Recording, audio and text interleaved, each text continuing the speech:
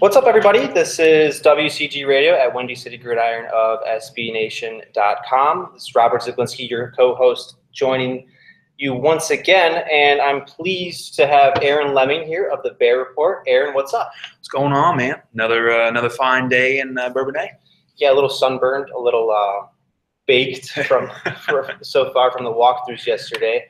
But we actually get to have some fun today. Bears strapping on the full pads for the first time. It's going to be a fun weekend. Get to see Mr. Trubisky under a little stress. Get to see the defense get after it a little bit.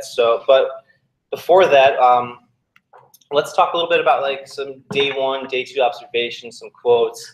The biggest story so far, or at least that's how Bears fans want to portray it, Pernell McPhee's injury going on PUP. Apparently, there's an epidemic going around the Bears now. We should probably calm them down or stop the panic. Yeah, it's just, it's camp, man. And I've seen quite a few people talking about how, Bears are the only ones with injuries. All we got to do is look on Twitter to see there's a lot of injuries everywhere. And it's happening left and right. Yeah, exactly. And the thing is it's McPhee we're talking about, dude. He's always hurt. And this is something that the issue is you can't trust John Fox. Yeah, we kind of know that right now. So it's going to be interesting to see, but he's downplayed it, and usually he doesn't really give much. He didn't really give a timeline, but he did downplay it. So maybe this is something as simple as a cleanup, and maybe this is going to be a 3 or 4 week thing. We're still 6 weeks away from week 1, but the good news is if he does end up on PUP and he stays more to the point, if he stays on PUP through the season, then he's only out 7 weeks. So, at least a minimum. So I don't think it's really that big of a deal, but we'll see.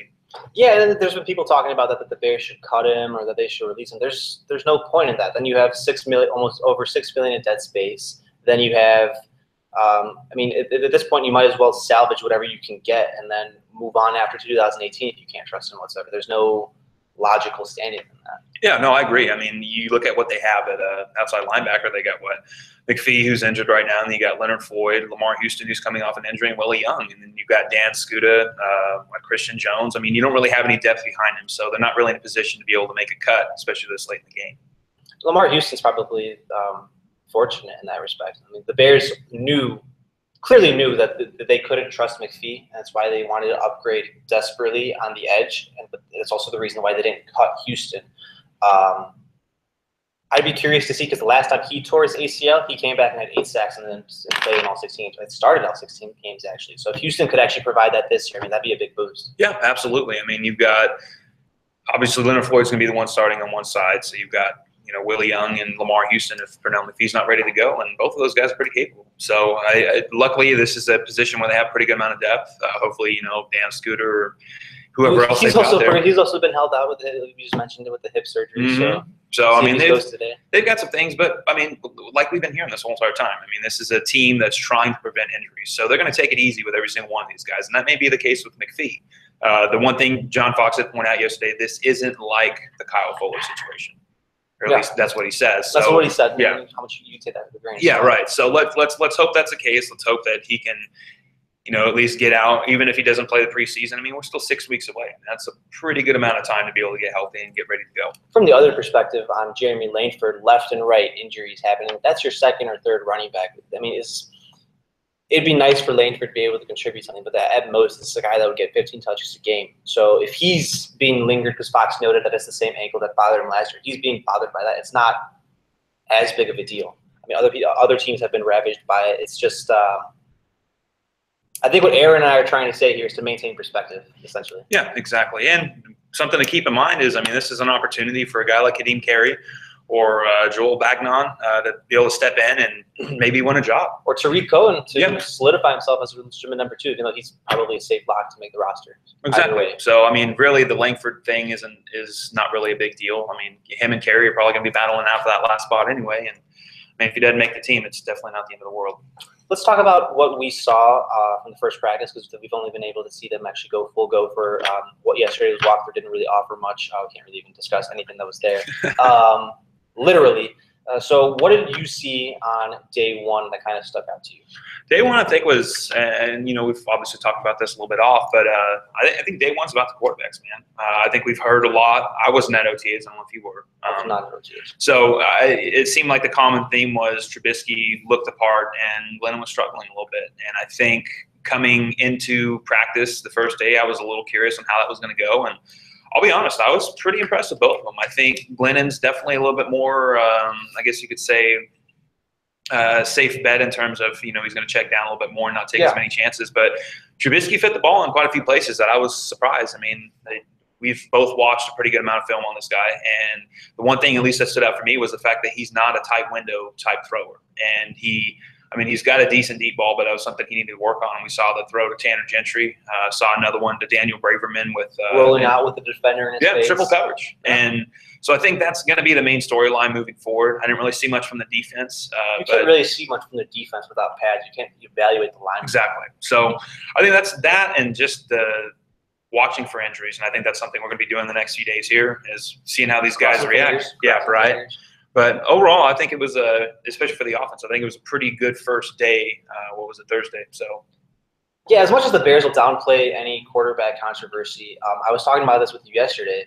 If they have similar days as Thursday where Trubisky's relatively close to close, if you're logistically thinking, if you're the Bears, Glennon should be farther along than Trubisky. He's the veteran. He's with the guy that's been around, even if he doesn't have that many starts in the NFL. So if they have days where they're trading deep shots for a period or two, I mean, the controversy is going to heat up either way. You can't avoid that distraction. That's just an inevitability. You had Mark Sanchez talking about how there's no chance of that, how the Bears have this culture set up.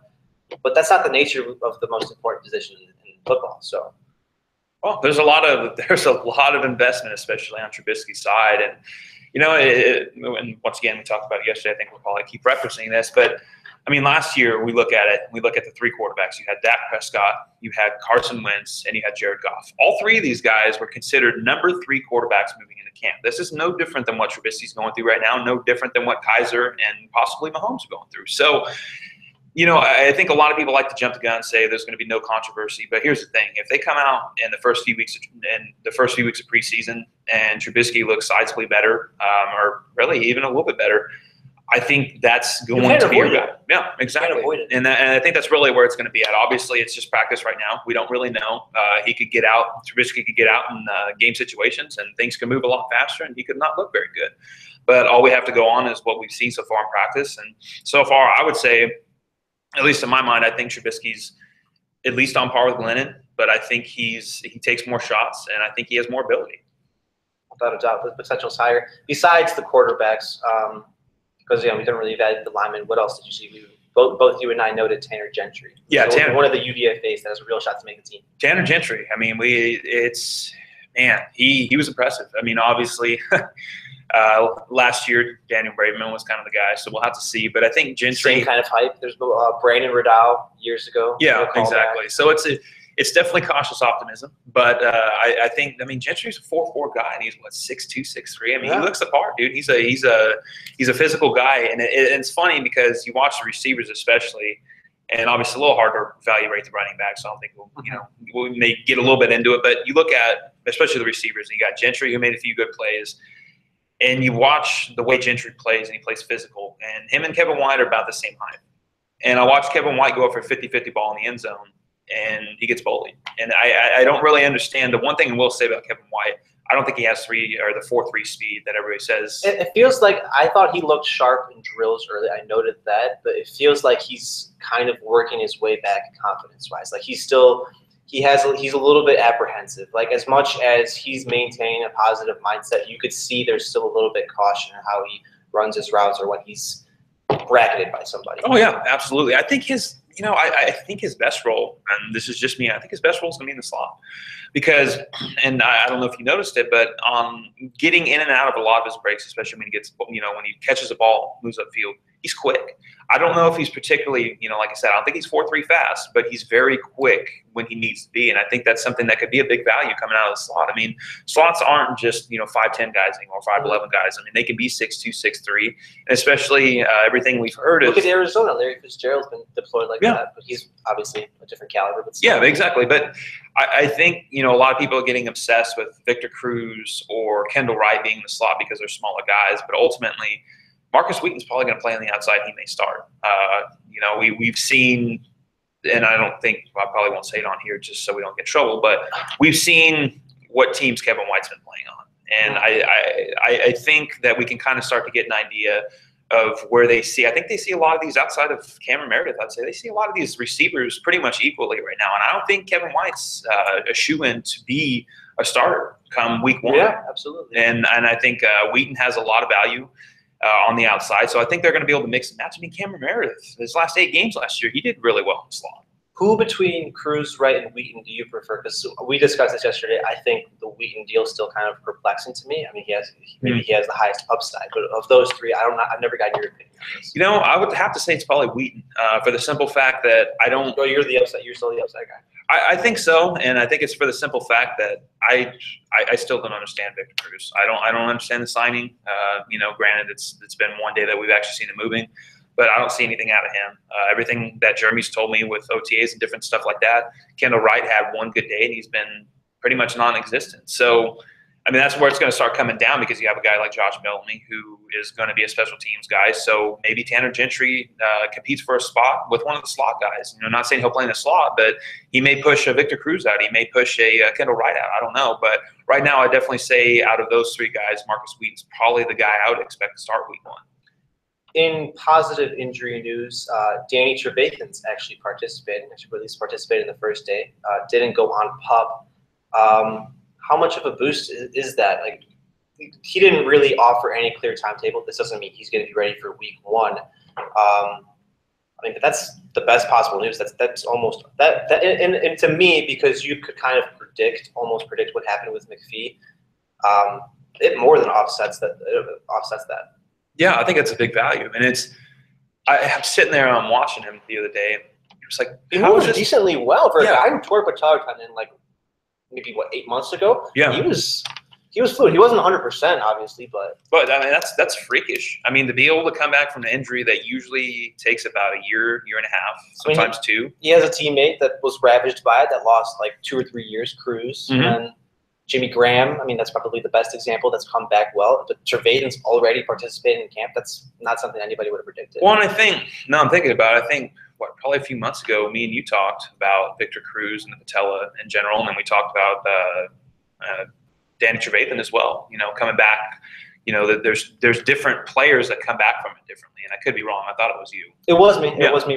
I think we must. Yeah, never mind. Continue. Sorry. Yeah, no, I mistaked some of the. I think I mistaked.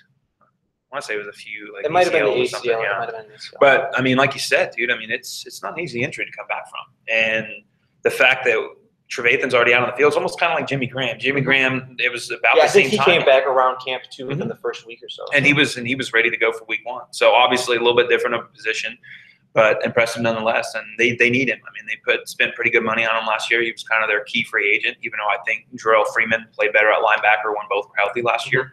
But, I mean, to be able to get that guy in the middle, we saw how bad the defense can be when you have Shea McClellan and Christian Jones in the middle. I mean, you need 2 good inside linebackers. They were ravaged down the middle. So they had Eddie Goldman was out, and then no Trevathan. You have Freeman on his own. Freeman's a solid Mike, but their run defense suffered. They're in the bottom third. You have that this year. I mean, Trevathan's a former Super Bowl champion. He was a leader with the Broncos.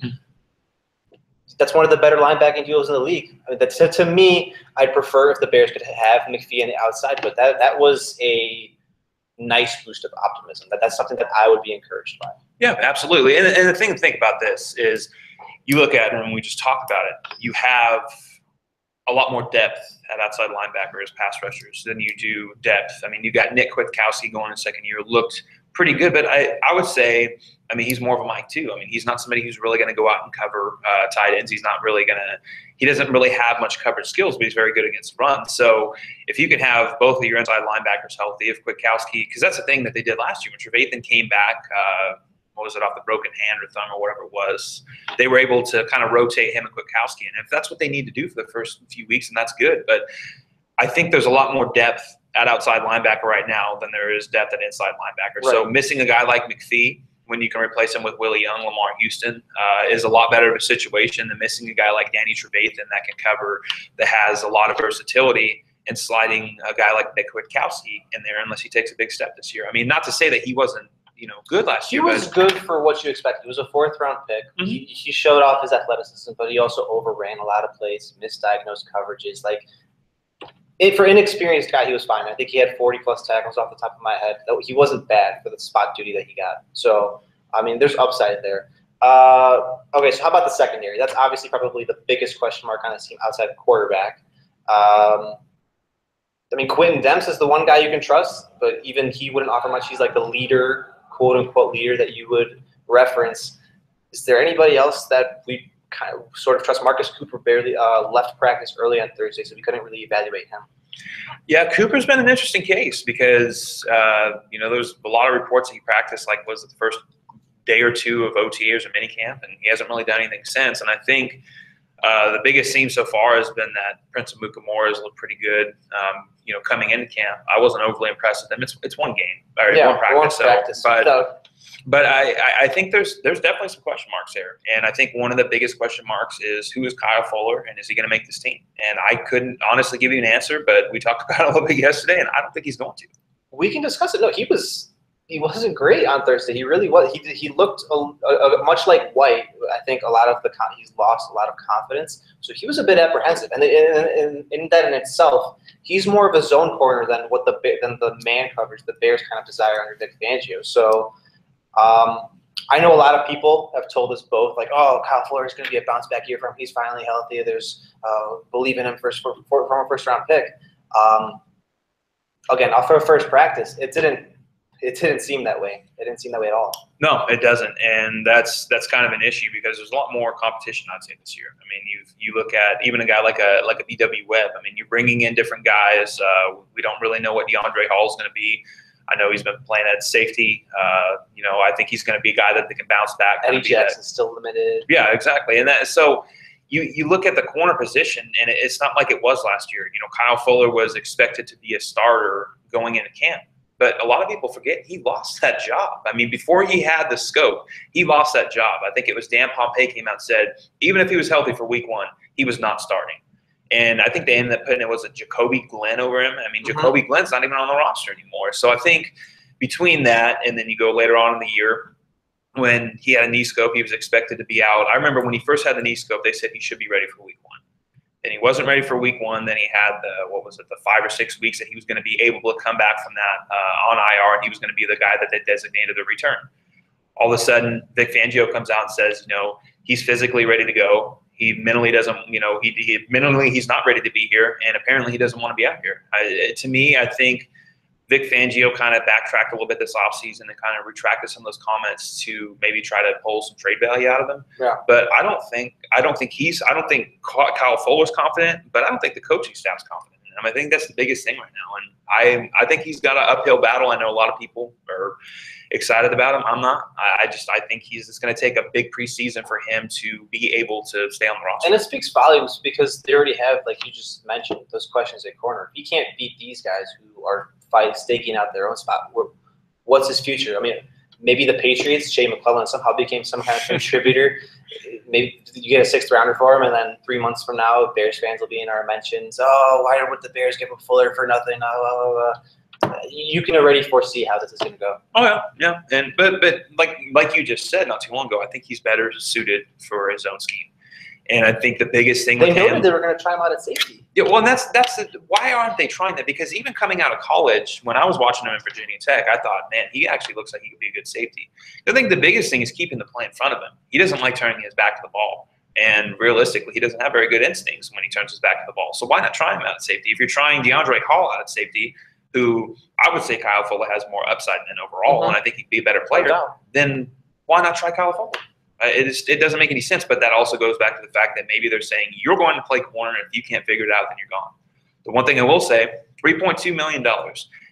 That's what he's owed this year. And unless he's traded, that gets cut in half, and I think they'll end up saving like 1.6 or something like that. If he's cut, I mean, they eat the 3.2. I mean, not a big deal. They got $20 million cap space. That's also something to keep in mind. If they're willing to eat $3.2 million from a first-round pick from 4 years ago, then that kind of tells you where they're at mentally with them, and they're just done. All right, how about the tight end depth? Because we saw Deion Sims make a few highlight catches. He looked generally good as much as you can, again, without full pads. Adam Shaheen has looked like a natural athlete, like the huge tree as advertised. But then there's Zach Miller. So he's in the sort of similar position as Kyle Fuller. He's contributed more over the past 2 years. Maybe the Bears keep a 3-headed monster at tight end. Maybe they don't. How do you feel about Miller? I think Miller's an interesting case study because you're looking at a guy who I think if you put all three of these guys together and they stay healthy, I think Zach Miller is probably the best bet to be the best tight end this year. But the problem is he's never stayed healthy. He's a good dude. He's got a lot of talent, but he's 32 years old going on 33, and he can't stay healthy. So I think ultimately what we saw the Bears do this offseason was they went out and they signed Deion Sims for $6 million a year over 3 years, and then you look at what they did with Adam Shaheen. They spent a second round pick. Yeah, exactly. So you have two guys. And the thing with Sims is the fact that he's a good blocker. He's a good inline blocker. So chances are he's probably going to be starting. He'll be the wide, and then you split out Shaheen because he's not so ready physically yet. Exactly. It's the whole plan. So then it leaves a question. So you got your top two guys, I would say, at least, two of the 3 or 4 roster spots at tight end, I would say, are probably already situated. So then you look at it and say, okay, let's say they keep 3 tight ends. So do you keep a guy like Zach Miller, going to be 33 years old, when you could save a little bit of space and maybe he doesn't have quite as big of a role? Because, yeah, he's a good player, but if he's going to be your third tight end, then wouldn't you rather have some controllable upside outside of this year? And that's where a guy like Daniel Brown comes in, or a guy like Ben Bronick, or maybe even Michael Pruitt. I can't really give a exact answer, but I don't think it would really surprise me either way. I could see them keeping him because they want the depth, but I could also see them cutting him or possibly trading him. I don't think he's going to have any value. Yeah. But if they cut him, then Daniel Brown or Ben Bronick, it's kind of hard to argue with that. We haven't seen much from Brown, but then again, Miller's never caught more than 500 yards. He's never caught more than 50 passes. Even in the year where he appeared, I think in 2015, it was like 15 or 16 games. It's not like he started. Remember, Martell, he eventually took the job from Martellus Bennett. So even then, he was playing spot duty. It's another thing where you prefer the Bears experiment, but they're clearly holding back the reins, or they're clearly like letting loose a little bit. Excuse me. I like Miller. He said that you guys are already throwing the dirt on my grave. I think it's just noting the situation. I think it's just having perspective again there too. Yeah, I think so. And Zach Miller's a good dude. I talked to him 2 years ago when I was here, when he was right before he broke out. And he's a very confident dude, but to a certain extent, he's also very, I'd say, sensitive to criticism or people not believing in him. I think, he's gone on quite fine if he wants to use that as motivation or anything, but there's a reason it exists. Yeah, well, and that's the thing. He's taken it personally. Like I said, I talked to him 2 years ago. He has me blocked on Twitter just because I said that I'm not 100% sure. Same. And it's whatever. It's social media, but I think in a sense he knows that this could be it. And the Bears coaching staff really likes him, but it comes down to availability and to a certain extent a role. If you've already got 2 guys that are going to fill a role that he had last year, then there may not be any point of keeping him, especially if he can't stay healthy. It may be better to go with a younger guy with upside, like I said, Bronick or Daniel Brown would be my guess. But it's amazing, on a positive note, that they have the amount of depth that they had last year. Last year you saw they missed on, what was it, Jermaine Gresham, and there was somebody else that they missed on, Josh Hill. Josh Hill, yeah, Josh Hill. So they missed on 2 different guys. And then like, oh, crap. So they ended up turning around and they're like, okay, we're going to re-up Miller for, what was it, 2 years? And then have nothing behind him. Yeah, and then have nothing behind him. And then they traded for Kari Lee the year before that, a 6th-round pick, and that didn't work out. So you see what they had last year, and then you see how they did things this year, and it's actually pretty impressive. They go from having a very weak tight end position with no depth and a questionable starter because of health to having potentially 3 guys that could start week 1. I don't think anybody's going to question it. Arguably going inside out, building the offense that way too. Okay, so let's just wrap this up. Let's talk about because this weekend it will probably be considered the most fired up. This will be the most fresh the Bears will be all season. What are we looking for in these 2 full pads practices, Saturday and Sunday? Really, I think it's just going to be an amount of development that goes on between some of these guys. I think obviously quarterback's the easy one, so I don't think we'll, maybe not. Well, Trubisky's probably going to be the most stressed. This is probably where they're going to throw the book at him, see how he reacts. And I think, you look at, we just talked about corner. You talk about safety. Who's going to start opposite Quentin Dimps? I know a lot of people think Adrian Amos is going to have a bounce back year, but he didn't have a good year last year. So I think the door is wide open, like you said a little bit earlier. Eddie Jackson he said he's 100% for the first time that he's been since his injury at Alabama last year. So he's a 4th-round pick, but he was probably a 2nd-round talent. So there's a lot of competition, but the biggest thing is a lot of competition. There's more talent than there has been in the last few years, at least in my mind. So I think it's going to reap more rewards. I think the other thing I'm going to be watching is injuries. I mean, how are these guys going to react? They've been going crossing fingers. Don't say that. It's the first day. We haven't even gotten to the first full pass. Come on. I know, but I mean, it's definitely worth monitoring. So I think really, I mean, you could probably look at a depth chart and you could pick every single position on the roster and say, I'm going to watch. There's something notable with everybody. There's offensive line. See how Kyle Long moves around. You can see how Leonard Floyd's changed a little bit until you finally really evaluate him. Trying to think of somebody else. Well, also in general, Akeem Hicks. Oh, that's someone we didn't discuss. We'll have that as the final wrap. To me, and I hate to harp on this so much because of the primary topic. It's what everybody's asked about, even like a third corner. I want to see how Trubisky reacts to the stress. I think Glennon's kind of prepared for this. He's been through this. I want to see how Trubisky reacts when the Bears try to test him a little bit. If he can kind of get through this weekend, if he stays on level like we discussed earlier with Glennon, like he did on Thursday, I mean, you have the seeds of a controversy brewing them.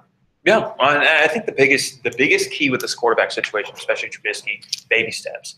You know, he's not some surefire Hall of Fame caliber guy. Right? Well, hold on, Aaron. Come on. You know, so I think the biggest thing for people to understand is he's not going to come out and he's not going to look like Aaron Rodgers from practice one on. But the biggest thing is seeing the development. He started 13 games. He played in 30. He came from, I mean, it wasn't a pro-style offense. It had pro-style concepts. But this is somebody who is pretty raw, but he's got a lot of talent. So I think seeing the progression, if he somehow overtakes, if he looks better than Glennon, let's say 2 or 3 weeks from now in preseason games, and I think we have something serious to talk about. And I think that's what Bears fans should look at. He's going to make mistakes. There's going to be drop snaps. There's going to be, poor footwork at times, different things like that. But it's about how he's able to learn from that rebound and look better the next day. If he continues to improve, then the sky's the limit for him. Absolutely. Are you worried at all about Akeem Hicks' contract situation? Doesn't seem like there's a lot of movement. I think reports have said that $10 million probably is the AAV he's looking for in his contract. He's worth it. Oh yeah, I think so. I think we just saw Jarrell Casey. Granted, Jarrell Casey's a better player. Jarrell Casey is a better player. But he got, $15 million a year. He got a 4-year, $60 million, and I think like 25, 28 of it was guaranteed. So yeah, I think when you look at the different guys that have been paid within the last year or two, Garrett Wolfe, Malik Jackson. And then some of the 1-year deals that happened this year, and then was Jonathan Hankins got, I think it was 4 years and $9 million average. I think Hicks is probably right in that, if not a little bit better than some of these guys. So I think, yeah, a 4-year, $40 million with, let's just say, $18 to $20 million guaranteed. I don't think there's anything wrong with that. I do think it will get done at some point. Ryan Pace is an intelligent dude. He does some things that I don't agree with, but I don't think he's dumb enough to see, to overlook. Best defensive end. Let him walk for nothing. Exactly, because he's what, 20? He's 27. Yeah. I mean, you can comfortably sign him to a deal for 4 or 5 years and reap the most of the benefits from that. So there's not really much risk here. It's not like you're signing a 30-year-old Julius Peppers where towards the end of his deal he's going to taper off. This is a guy in his prime. Yeah, and I think ultimately it's something to get done. I don't think if something wasn't close, I don't think Rosenhaus would have been here a few days ago. Sitting on the bench with them randomly on the concourse. That just seems, and Hicks has been very vocal about wanting to be here. He wants to be in Chicago. The Bears obviously want him. So I think it's just a matter of getting everything lined up. Personally, if it was me, and this is why I'm not a GM, because I'd probably be fired for this. But if Akeem Hicks came up to me and said, I want $10 million a year, I'd say, okay, cool. Let's get it done. Obviously the guarantee is a big part out of this, but I think $10 million a year is more than fair for somebody like that who's still ascending. Absolutely. It's going to be a fun day over this weekend here at Bourbonnais. Bear strap on full pads. Aaron, thanks for hopping on. Yeah, absolutely, man. It's been fun hanging out this weekend. We still got 2 more days before I head back. Aaron's on vacation at Bears camp. He's one of the people that uses football as a getaway. Some people go to Cancun. Aaron's around football. It's a nice fun thing. Follow us on Twitter at WC Gridiron, at Windy City Gridiron. Follow me on Twitter at Robert Zaglinski. Follow Aaron at Aaron Leming NFL. He's one of the better Bears minds. Gives us a lot of great insight. And let's get ready to roll, everybody.